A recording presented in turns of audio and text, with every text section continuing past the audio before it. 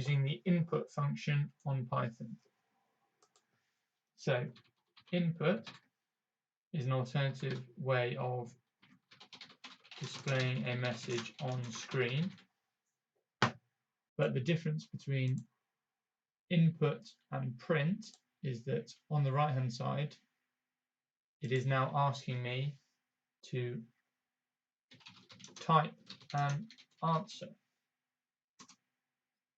Okay, and then we can actually use this input for something in the future. Okay, so we could use this for a PIN code or for someone's age, store or collecting any sort of data. But what we need to do is store it as a variable. So the video we just saw, so let's say age. So we're storing whatever's on the right hand side here as a variable. Input, please type your age.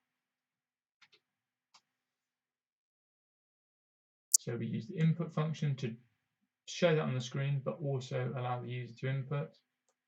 Okay, and then setting age equal to means we're storing whatever's on the right hand side, whatever the input is, we're going to store as a variable.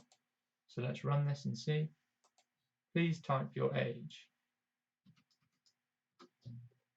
It will now have saved that as age. Let's just demonstrate that. Print age. So if we run from the start, please input your age, 10, and then, so that's asking me for the age. I type in the age, it then saves that as the word age, and then it prints age. So that is how we use the input function. But note, for this to be of any use, we must store it as a variable. So we name the variable, we put equals, and then we use the input function.